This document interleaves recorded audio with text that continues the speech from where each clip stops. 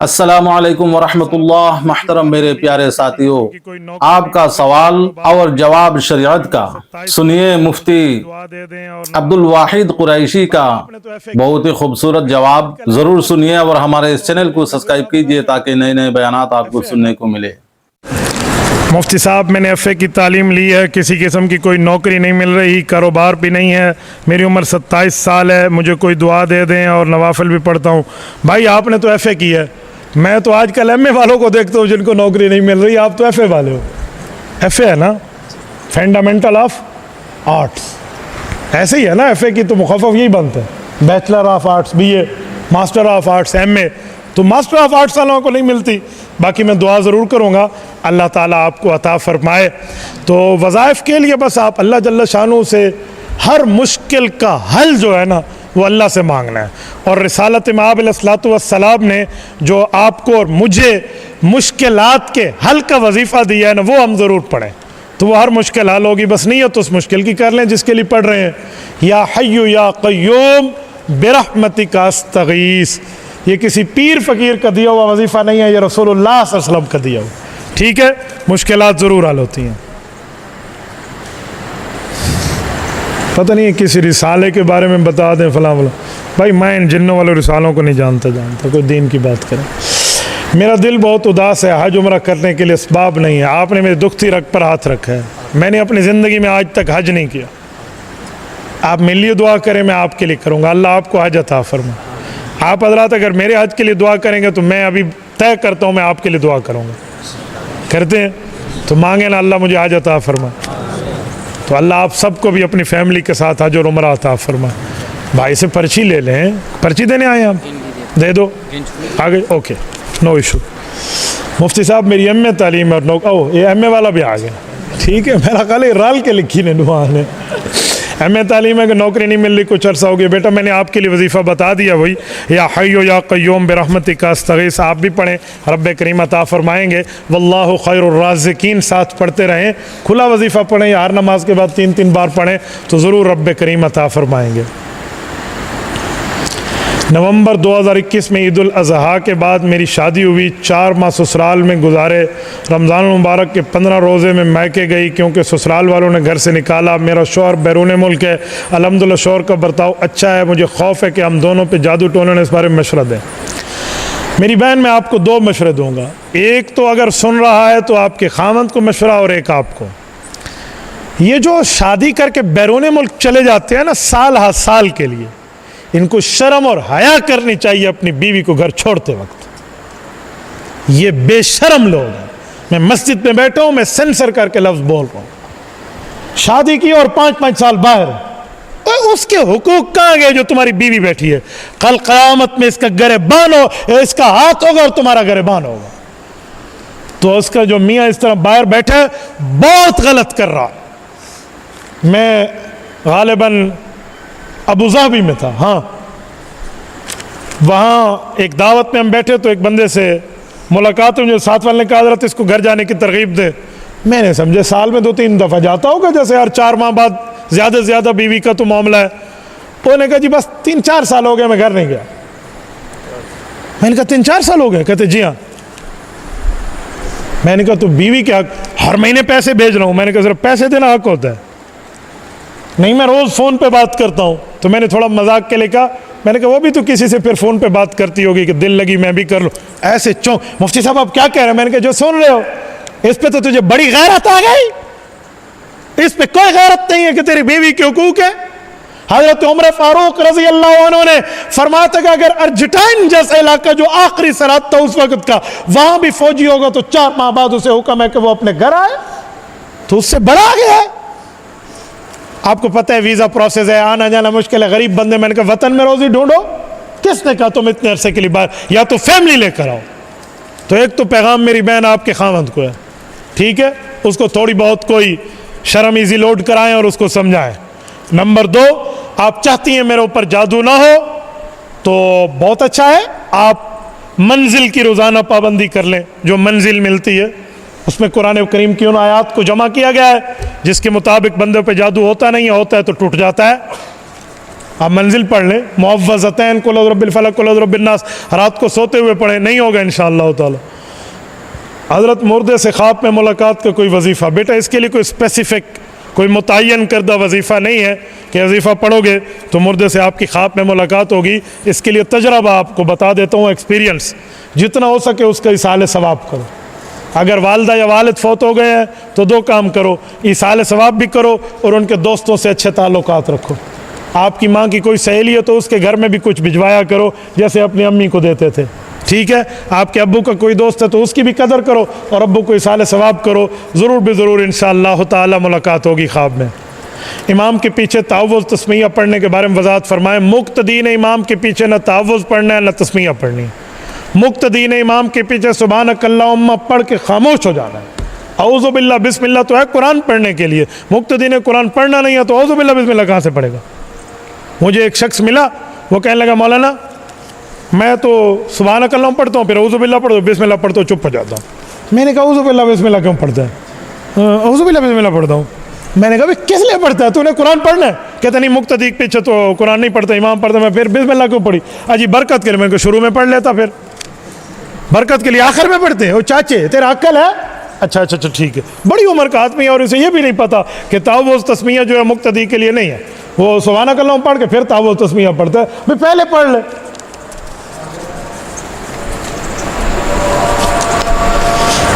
हज़रत जिससे बैत किया है उसके मामूलात के साथ दूसरे बुज़ुर्ग के मामूलात पढ़ सकता हूँ, तीसरा कलमा मसनून दुआएं, बाकी जो अज़कार है तो सोच समझ के बैत कर देना।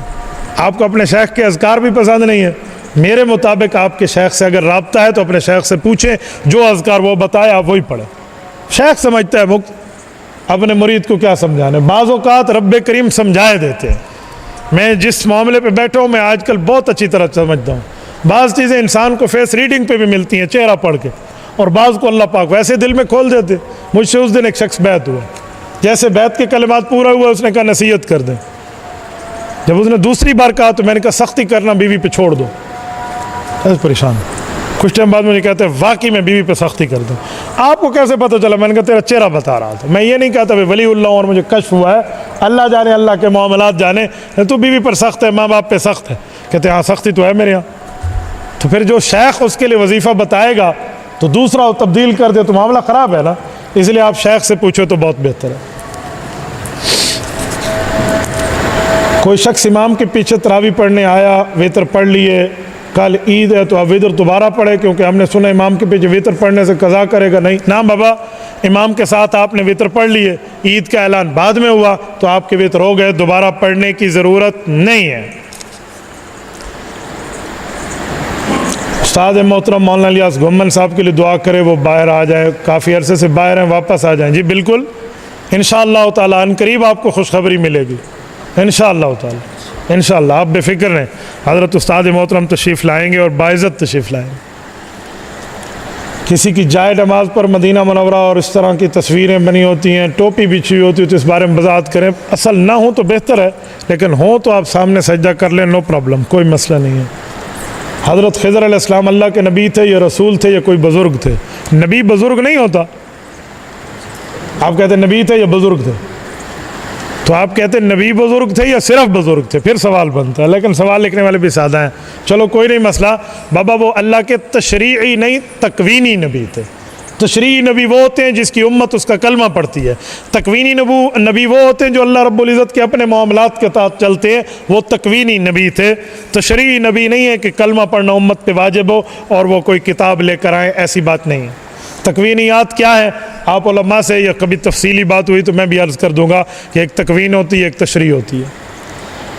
हुज़ूर पाक सल्लल्लाहु अलैहि वसल्लम से ख्वाब में मुलाकात का वजीफ़ा, ये आप यूट्यूब पर मेरा मुस्तकिल इस पर बयान मौजूद है।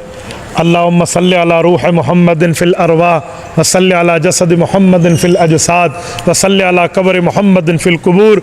ये दुआ पढ़ें, ये दरूद पढ़ें तो इंशाअल्लाह ताला रब्बे करीम ज़रूर ख्वाब में ज़ियारत फरमाएँगे। इसके अलावा दरूद पाक की कसरत हो। जज़ल्लाहु अन्ना मुहम्मदन सल्लल्लाहु अलैहि वसल्लम मा हुवा अहलुहु। ए अल्लाह हुज़ूर पाक को हमारी तरफ से वो बेहतरीन जज़ा खैर दे जिसके वो मुस्तहिक हैं। तो इस तरह के दरूद पाक की कसरत हो तो वो दिन दूर नहीं जब आप अपने नबी पाक को देखेंगे ख्वाब में। और इसके लिए सुन्नत की पाबंदी होनी चाहिए। मेरे शागिर्द हैं, अब मैं नाम लूँ तो उन तक पहुँच जाएगा। वैसे बताता हूँ, उनको मैंने दुरूद पाक का वजीफ़ा भी दिया तो वो ज़ियारत करके अगले दिन आ गए। मुझे कहते उस्ताद जी पूरा 1 माह तो पढ़ा है, अब ज़ियारत नहीं हो रही, फिर हो गई तो आ गए। मुझे कहते उस्ताद जी ज़ियारत हुई है लेकिन चेहरा नहीं देख सका।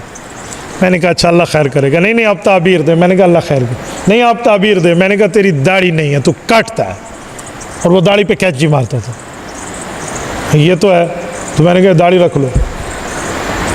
हजरत उसने दाढ़ी रखी, अल्लाह के रसूल की ख्वाब में ज़ियारत हुई, बाल्टी दी उसे कैसे गुस्ल कर ले। फिर मुझे आकर कहता है कि बाल्टी दी है ख्वाब में, पानी गुस्ल कर ले। मैंने किसका मन नमाज़ों में कमी है। हदीस पाक में जिस घर के सामने नहर और वो रोज़ाना उस पर नहाए तो जिस्म पे मैल कुचैल नहीं है।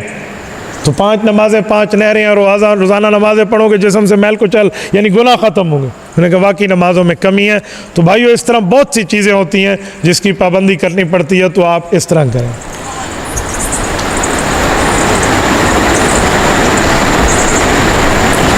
हज़रत जब कायद मिल्लत इस्लामिया हज़रत मौलाना फ़ज़ल रहमान के बारे में आप दलाइल के साथ बात करते हैं और उनका साथ देते हैं तो हम बीमार लोगों पे अच्छा लगता है। हज़रत जी मेरी छोटी सी ख्वाहिश है कि एक बार आप मुस्कराएं, आपका मुस्कराना मुझे पसंद है। वाह जी क्या बात है, क्या बात है। पता नहीं चुगताई साहब और रिसाला भाई मुझसे अहले हक़ के बारे में पूछे, मैं इन मामलात को नहीं बात करता। ईद की कुर्बानी के जानवर की उम्र के बारे में मालूम है। साल में किसी और दिन जानवर ज़बह करें तो इसकी कुर्बानी, कबूतर मुर्गी की कुर्बानी के बारे में वजाहत। लो जी, बकरी कबूतर मुर्गी, अच्छा उम्र सारी कुर्बानी नहीं। भाइयों उम्र के लिए एक बात जहन में रखें, वो कहते हैं ये खीरा है और ये दोंदा है। ये दोंदा और खीरा ये कोई शरीयत का हिस्सा नहीं है, किसी इस्लामी किताब में इसका सबूत नहीं है। उम्र है उम्र कि बकरा बकरी 1 साल, गाय 2 साल और ऊँट 5 साल, बस इस उम्र में वो दोंदा है, चोगा है, खीरा है, छक्का है, जो भी है कुर्बानी हो जाएगी। लोग कहते हैं दोंदा 2 दांत वाला होना चाहिए, तो ये प्लास से उसका दांत निकाल के ले आते हैं, कहते हैं ज़बह कर। असल उम्र है, उम्र देखनी चाहिए। बाकी कबूतर वगैरह की उम्र कितनी हो तो ज़बह करे, अब मुझे क्या पता, मैंने कोई कबूतर शबूतर नहीं रखे हुए, ठीक है। और आम दिनों में जो आप ज़बह करते हैं आप कोई भी कर सकते हैं, ठीक है। हमने सुना है कि 4 पैगंबर ज़िंदा हैं। बाबा हमारा तो अकीदा है तमाम अंबिया कब्रों में ज़िंदा है, तुमने 4 का सुना है। सादे आदमी ईसा अलैहिस्सलाम आसमानों पे, हज़रत इदरीस अलैहिस्सलाम जन्नत में, खिज़र अलैहिस्सलाम दुनिया में, इलियास अलैहिस्सलाम भी ज़िंदा। इस बारे में वज़ाहत करें। शरीयत इस्लामिया की दलाइल की रोशनी में बात है कि हज़रत ईसा अलैहिस्सलाम ज़िंदा आसमानों पर तशरीफ़ फरमाए, उन पर वफ़ात नहीं आई। बाकी अंबिया पर वफ़ात आ गई और वो कबूर में हयात कब्री, हयात उखरवी, हयात बरज़खी के साथ ज़िंदा है, ठीक है। इतनी सी बात है। दलाइल की दुनिया में ये बात हदीस पाक की शरह में आपको इस तरह नहीं मिलेगी जैसे आपने लिखी है, वो मिलेगी जो मैं आपको कह रहा हूँ। हज़रत जी मुर्शा कुरैशी, उसकी उम्र 21-20 साल है, गूंगा है, 2 साल हो गए, लापता है। इसके वालिदैन सख्त परेशान है, इसके बारे में फौत है या कहाँ, इस बारे में बता दें कोई वजीफ़ा। हमारे बुज़ुर्ग फरमाते हैं कि सूरत नूह को अगर 1000 बार पढ़ लिया जाए, सूरत नूह पारा नंबर 29 में मौजूद है, और ये पारा मेरे ख्याल में निस्फ हो रहा है, या पता नहीं सूरत जिन पे निस्फ हो रहा है, सूरत नूह पे निस्फ हो रहा है, राइट। तो ये अगर सूरत नूह को 1000 बार पढ़ लिया जाए तो गुमा हुआ बंदा वापस आ सकता है। और इसके साथ जब 1000 बार पढ़ें तो ये बेहतर है। नहीं तो एक और बुजुर्ग का आज़मूदा वजीफ़ा है, इन्नहु अला रजइही लक़ादिर।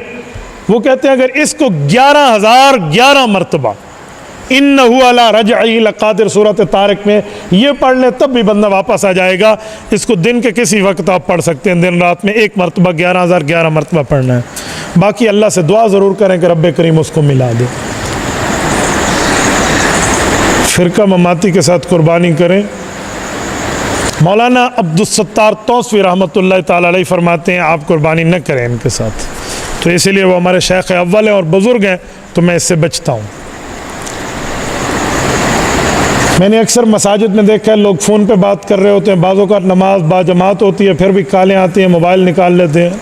ऐसा नहीं करना चाहिए। कम अज़ कम मस्जिद में कोई ज़रूरी कॉल हो तो फिर आप कोई और बात है, वरना इस तरह मामूल नहीं बनाना चाहिए। बाकी नमाज में फ़ोन निकाल लिया तो एक हाथ से उसकी घंटी की तरतीब आप बंद कर दें। ये ना हो आप निकालें, उसका सब कुछ खोलें, फिर बंद करें, फिर दोबारा दोनों हाथ से जेब में, तो नमाज जाती रही। ठीक है ना। कुछ बदबख्त लोग कहते हैं मुफ्ती असद साहब, ऐसी कोई बात नहीं है, खामखा से मुफ्ती साहब पे इल्ज़ाम है। अपनी बीवी का दूध मुंह में चला जाए तो उससे निकाह तो नहीं टूटता, लेकिन आप उसको दोबारा थूक दें तो बहुत बेहतर है। पी भी लिया तो इससे निकाह नहीं टूटता, लेकिन गलत बात है। मेरी बीवी उम्मीद से है फ़र्ज़ नमाज 1 रकात खड़े होकर 1 रकात बैठ के पढ़ती है, बिल्कुल ठीक है, किसी किस्म की उसकी नमाज का कोई मसला नहीं। वो मजबूरी में है, उसकी एक दर्द की चिंगाड़ पर रब्बे करीम उसको हज जितना सवाब दे दे। अल्लाह के यहाँ क्या मन है। इन दिनों में मैं खामद को कहता हूँ हया करो, बीवी की कदर करना सीखो। वो आपके बच्चे की वालदा है, वो पूरी नमाज भी बैठ के पढ़े तो भी ठीक है। आप उसे कहे नहीं वो दूसरी रकात भी खड़े होकर पढ़े, बिल्कुल गलत बात है, ऐसी काम न करें आप। जैसे उसको आसानी है वो वैसे पढ़े। सबके सामने बताना जायज़ है तो बताओ, अगर नहीं है तो न बताओ। मैंने अपने चचा की बेटी से शादी की है, लेकिन मेरे वालिद मेरे घर वाली के साथ गलत इरादा रखते हैं। फिर जब मैं घर नहीं होता तो इस तरह का कुछ मामला मेरे सुनने में आया, बता दें। अगर किसी ससुर ने अपनी बहू पर शहवत के साथ उसको मामलात में हाथ डाला तो वो उसकी बेटे पर हराम हो जाएगी। आपको चाहिए आप अपनी बीवी को लेकर किसी और मकान में मुंतकिल हो जाएं, और ऐसे शख्स से, चाहे वो आपका वालिद है, अगर आपको यकीन है इस तरह की 2 नंबरियां, तो उस वालिद का, अपने वालिद का अपनी बीवी यानी उसकी बहू से पर्दा करा दे। वालिद की खिदमत आपकी जिम्मेदारी, आपकी बीवी की नहीं है। इस तरह के कुछ मामलात हैं, फौरन अलहदा हो जाए। लेकिन आपका वालिद इस तरह क्यों करता है, इसको भी देखो। बाज़ औक़ात ऐसा होता है कि वालिद की बीवी यानी उनकी माँ फौत हो जाती है और बच्चे खुद शादी करते हैं, बाप की दूसरी नहीं कराते, तो वो ये काम करता है। तो इसलिए या तो वालिद के मामलात में देखें। मेरे एक, अब मैं क्या कहूँ, जानने वाले हैं, उन्होंने इस तरह की शिकायत की कि मेरा वालिद मेरी बीवी के साथ कमरे में अलहदा बैठा हो तो उसे कहता है सर पे तेल लगा के दे, हमें कहते हो तुम दफ़ा हो जाओ, तुम न लगा। तो मैंने कहा तुम्हारी वालदा, कहते हो तो 5 साल हो गए, फौत हो गए हैं। मैंने कहा अब्बू की उम्र कितनी है, कहते बस अभी 51-52 साल हो रही है। मैंने कहा पहले पीऊ को परना हो, मैंने कहा पहले बाप की शादी कराओ। उन्होंने कहा मुफ्ती साहब आप कैसे कह रहे हैं, अब्बे को ई उम्र कौन लेसी। मैंने कहा खुदा के बंदे 51 साल में कोई नहीं देगा, या घर अलहदा कर, किस चक्कर में बैठे हो तू, बाप की शादी। उनने कहीं ना कहीं से मैंने उन्हें हिम्मत दिलाई, उन्हें बाप की शादी कराई। जब शादी हो गई तो उसके बाद बहू जाए ना कमरे में, कहते दफ़ा हो जा तू। मैंने कहा होंडा सा आराम है, ठंड पाइए। तो मैं पहले तो मैं कहता था कि बाप की शादी करा। तो भाई अगर इस तरह का कोई मसला है तो तू से कैसे देखो चाह। माँ बाप पर औलाद का हक क्या है। माँ बाप पर औलाद के 3 हक हैं। इस्लामी नाम रखें, इस्लामी तालीम दें, अच्छी जगह शादी करा दें। ख्वाब में किसी पीर साहब की ज़ियारत हुई, जिंदा भी है, देवबंदी पीर भी है, लेकिन बोलते नहीं है, फिर गायब हो गए। चलो जी, अब मैं उसे पकड़ के तेरे सामने बिठाया रखता, खुदा के बंदे ख्वाब में ज़ियारत हुई, तू इसे गायब हो गया। इसका माना हो सकता है तूने उस शेख की सही खिदमत न की हो, उस अल्लाह वाले के साथ जैसे बर्ताव करना था तूने नहीं किया, तो तू इसे उड़ गया, ख़त्म। आप अपने मामलात को देखो। अब मैं उसे को रस्सा लगा कर थोड़ी बैठता, भाई अभी ख्वाब इसका पूरा नहीं हुआ, बैठ जाओ बैठ जाओ। हाँ, मेरी बेटी की आंखों में सफ़ेद मोतिया है, अल्लाह ताला अता फरमाए उसको सही बीनाई, अल्लाह सही बीनाई अता फरमाए। मैं ज़रूर दुआ करूँगा। इसके लिए कहते हैं एक वजीफ़ा, आयत कुरानी है, फ़कशफ़ना अनका ग़िताअका फ़बसरुका अल-यौम हदीद। ये कम अज़ कम 101 मरतबा पढ़कर सुबह और शाम या दिन में किसी एक वक्त आप बच्ची की आंखों पर फूंक दें तो इंशाअल्लाह ताला आँख की तकलीफ़ नहीं होगी। जब बाथरूम में, अच्छा बाथरूम होगा, ठीक है, जब बाथरूम में जाए और वहाँ बदनी में पहले पानी पड़ा हो, उस पानी पर और पानी डालें ना डालें। बदनी किसे कहते हैं? अच्छा बदनी, ठीक है, हाँ हाँ। जब आप वाशरूम जाएं और लोटे में पानी पहले पड़ा हो तो फिर क्या करें? हाँ, आपको ये यकीन हो कि ये पलीत पानी है, फिर तो उसे आप धोकर दोबारा करें, और ये यकीन नहीं है तो फिर आप उसको इस्तेमाल कर सकते हैं।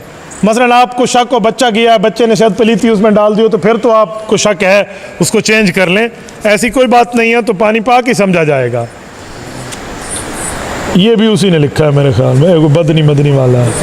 मौली साहब, किस्त वाला कारोबार सूद में आता है या नहीं? मसलन एक चीज़ नगद पे, भाई किस्त का कारोबार सूद में नहीं है, लेकिन इसलिए कह रहा हूं कि आजकल बाज़ लोगों ने सूद को किस्तों पे डाल दिया, उस पर हमारे हाँ पाबंदी है बाकायदा इंतज़ामिया की तरफ से।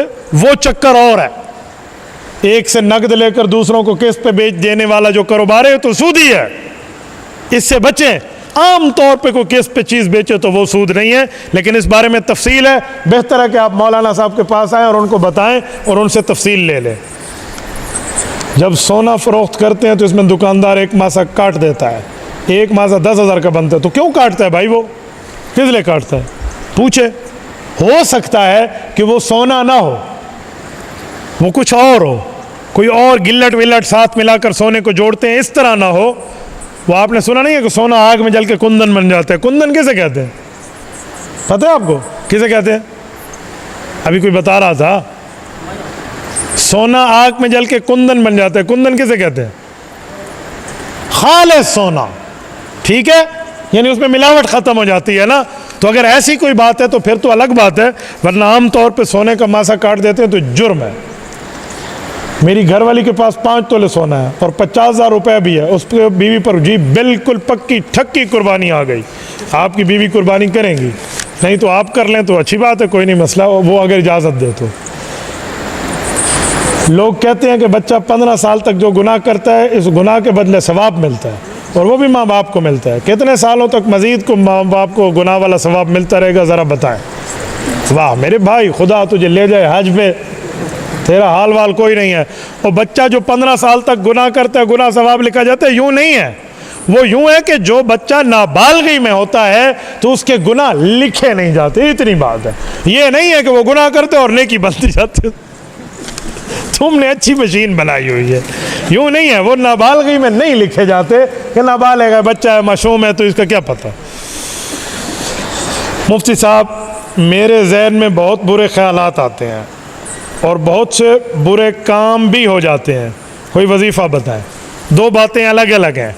अगर आपके जहन में बुरे ख्यालात आते हैं और बुरे काम नहीं होते, दूसरी सूरत बुरे ख्याल भी आते हैं, बुरे काम भी होते हैं, यह अलग अलग बात है। जहन में बुरे ख्याल आए लेकिन बुरे काम करते नहीं हो आप, तो आपको सलाम है, आपका ईमान बढ़ रहा है।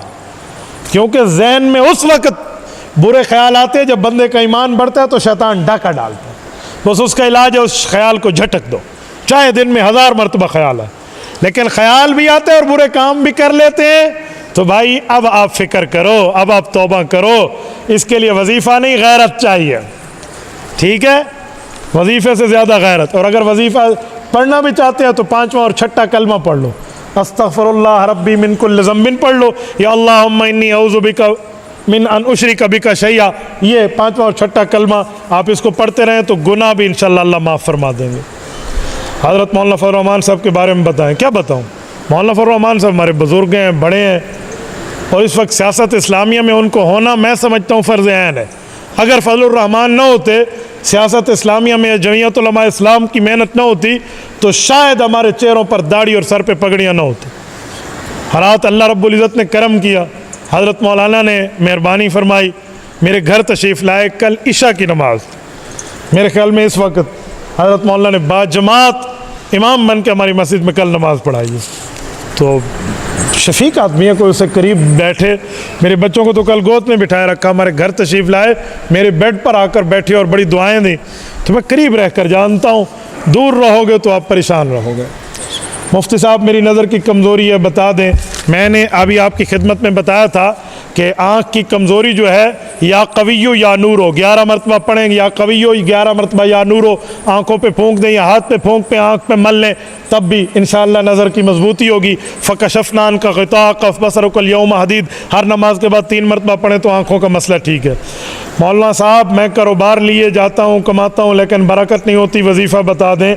भाई, कारोबार के लिए वजीफ़ा तो ये है कि आप झूठ न बोलें, जब आप झूठ बोल के कसम उठाकर चीज़ बेचेंगे, हदीस में चीज़ बिक जाएगी तो बरकत भी चली जाएगी। तो आप सच्चे कारोबार बने और आप सच्चे कारोबारी बने तो ताजरुल अमीन मान नबीयीन व सिद्दीकीन, हदीस में अमानतदार ताजर जो है ये अंबिया के साथ खड़ा किया जाएगा। तो आपको ये ठीक रखना चाहिए और उसके साथ दुआ भी करें कि अल्लाह मैंने कारोबार इसलिए शुरू किया कि मैं हराम से बचूं, हलाल लूँ, तो इंशाअल्लाह रब मदद करेंगे। मुफ्ती साहब मुझे किसी ने सियासी बुनियादों पर गीबत हुई है, माफ़ी। मुफ्ती साहब आपके पीछे मुझसे कुछ सियासी बुनियादों पर गीबत हुई है, मुझे माफ़ कर दें, आपको माफ़ है भाई। ज़ाती मामलात में मैं किसी के पीछे नहीं पड़ता। जैसे ज़ुल्हिज्जा का चाँद दिखाई दे, बाज़ लोग कुर्बानी होती है ईद के दिन तक सर के बाल नहीं मुंडवाते, घर में कोई नहीं करते, भाइयों को हुक्म है ईद उल अज़हा तक नाखून न काटें, फलां न करें, इस बारे में क्या है? जी हाँ, मुस्तहब है, मुस्तहब है, सवाब का काम है। अगर आप ऐसा कर लें, वो कुर्बानी करके उसके बाद आप नाखून वगैरह काटें, सर के बाल काटें तो ठीक है। लेकिन अगर किसी ने काट भी लिए तो उसकी कुर्बानी पे असर नहीं आएगा। ये नहीं है कि उसकी कुर्बानी ज़ाया हो गई, यूँ नहीं है, ठीक है। बस कहेंगे एक सवाब का काम था, इसने छोड़ दिया, कुर्बानी उसकी सही हो जाएगी। मुफ्ती साहब कुरान पाक की तिलावत नमाज में करता हूँ, शैतान मरदूद ख्यालात डालता है, इसमें परेशान हूँ। बेटा शैतान मरदूद को दफ़ा हो जा तेरी ऐसी तेजी, तू ख्यालात डालेगा, पढ़ूंगा नमाज, यूँ डट के एक दफ़ा पढ़ें, फिर शैतान को देखें क्या करता है। ये कोई बात है? शैतान पे तगड़े हो जाओ, ऐसे जैसे तगड़े होने का हक़ है, तो फिर आप देखें मामला आपका ठीक बनेगा। औज़ु बिल्लाहि मिनश शैतानिर रजीम पढ़ें तो शैतान दौड़ जाता है, भाग जाता है। मेरे एक दोस्त है, मुझे कहते हैं मैं तहज्जुद पढ़ रहा होता हूँ और कभी कभी शैतान मेरे ऊपर रोब डाले ना और मैं कहूँ छोड़ दो, तो कहते बैठे बैठे मैं अजान पढ़ना शुरू कर देता हूँ, अल्लाहु अकबर अल्लाहु अकबर अल्लाहु अकबर अल्लाहु अकबर अशहदु अल्ला इलाहा इल्लल्लाह अशहदु अल्ला, ये पूरी अजान बैठे बैठे पढ़ता हूँ, आहिस्ता आहिस्ता से, थोड़ी ऊँची आवाज़ होती है। कहते असर ख़त्म हो जाता है। मुझे कहते अजान की बरकत है। मैंने कहा जी हाँ, एक हदीस है कि जब अजान देता है तो शैतान दौड़ जाता है हवा खारिज करते हुए। तो वाकई शैतान, मैंने कहा बहुत अच्छा इलाज आपने ढूंढा है। तो जितना बड़ा दुश्मन हो उतनी बड़ी आप कलाशनकोफ अपने पास रखते हैं, तो जितना बड़ा शैतान है उतने बड़ा वजीफ़ा भी अपने पास रखें। फिर शैतान सोच के आएगा भाई ईंदे कोल गया तो मैं ही फांस समझना है, ठीक है। तो ऐसा मसला नहीं है। अब देखो मौलाना इतने बड़े ख़त इन्होंने लिख दिए हैं, हाँ इतना बड़ा पर्चा लिख दिया। ये नीचे वाली हदीस दुरुस्त है या नहीं है? एक शख्स मकबूल जान वीडियो देख रहा था, वो कह रहे थे दज्जाल कब आएगा इमाम महदी, उसने हदीस बयान कर दी। उम्मत की उम्र 24 साल है, आपने फरमाया असर से मगरब के वक्त मेरी उम्मत की उम्र है इतनी, ठीक है, ये हदीस तो सही है। फरमाते यहूदियों का सरदार हुजूर की खिदमत में आया, उम्मत की उम्र कितनी है? तो आपने फरमाया अलिफ लाम मीम, उन्हें गिनना शुरू किया तो फ़लाँ है, क़ाफ से मुराद। इस तरह की रिवायत को मैंने नहीं पढ़ा। आप सल्लल्लाहु अलैहि वसल्लम फरमाया हो सकता है अल्लाह ताला मेरी उम्र के दिन में आधे दिन का इजाफा कर दे, 500 साल, अब 1423 चल रही है तो अल्लाह इससे बढ़ा दे। भाइयों मैंने जो पहली रिवायत पढ़ी है मैंने उसकी तस्दीक आपके सामने कर दी है, मैं बाकियों का इनकार नहीं करता, मेरे मुताले में नहीं है। दूसरी बात कि आपने जिस शख्सियत का नाम लिया है, आपको दीन इन्हीं से सीखना मिला है। दीन आपको दीनदारों से, उलमा से, मुफ्तियान से, फ़ुक़हा से, उलमा से, औलिया से, अतकिया से नहीं मिलता। दीनदार आपको नहीं मिलते। किसी को इंजीनियर मिलेगा, किसी को प्रोफेसर मिलेगा, किसी को डॉक्टर मिलेगा, वो दीन सिखाएगा। भाई डॉक्टर से मेडिकल सीखें, प्रोफेसर जिस चीज़ का है उससे वो प्रोफेसरी वाले बात बताएगा। इसी तरह इंजीनियर है तो गली सीधी वीधी करनी है, थल्ली टेढ़ी सीधी करनी है, वो बताएगा। इसमें कितने बोरी सीमेंट है, कितने रेत के जो है ना क्या कहते हैं ट्रेलर है, वो बताएगा। तो भाई दीन पूछना है तो उलमा से, अतकिया से, जो अंबिया के वारिस हैं, इनसे पूछें, ठीक है। जज़ाकुमुल्लाह। आखिर में मैं एक पर्ची बच गई। एक माँ ने मस्तूरात के सरोज़े के दौरान सरोज़े की आखिरी रात 14वीं का चांद देखकर दुआ की अल्लाह मेरे बेटे को बादशाहत दे दे। माशाअल्लाह, ये सवाल है। इस तरह साफ सवाल करते हैं तो ठीक है, अल्लाह ताला उसको दे दे, लेकिन उसकी वालदा को चाहिए साथ ये भी मांगे ईमान और सलामती के साथ। ये ना ज़ालिम बादशाह रब बना दे, बाबा जुल्म वाली हमें नहीं चाहिए, क़यामत के दिन बड़ा सख्त है। आखिर में मैं एक बात कर रहा हूँ, जितने हमारे बैत वाले दोस्त हैं माशाल्लाह काफ़ी हल्का बैत है। आप बैत करते हैं बरकत के लिए, बैत की और चल मेरा भाई क़यामत दिन पीर बख्शवाएगा, यूँ नहीं होता, ठीक है। पीर से ताल्लुकात तो रखने पड़ते हैं, कुछ जुड़ के बैठना पड़ते हैं। हमारे यहाँ हर इतवार को मजलिस होती है, यहाँ के तमाम मुरीदीन के भाई रईस बैठे हैं, वो कहते हैं उस्ताद जी बैत वाले बस आप ही के पास आते हैं महीने में, हमारे पास इनमें से कोई नहीं आता। और अल्लाह आपको हज पे ले जाए, कोई राब्ता तो रखा करे। तो इस्लाह कैसे होगी? बैत का ये माना थोड़ी है मौली जमील ने मेरे हाथ में, मैंने इसके हाथ में हाथ दिया, चल भाई क़यामत के दिन बख्शवाएगा। भाई यूँ नहीं होता। राब्ता रखना पड़ता है, पूछना बताना पड़ता है। तो भाई रईस खान बैठे हैं, आप इनसे मुस्तकिल राब्ते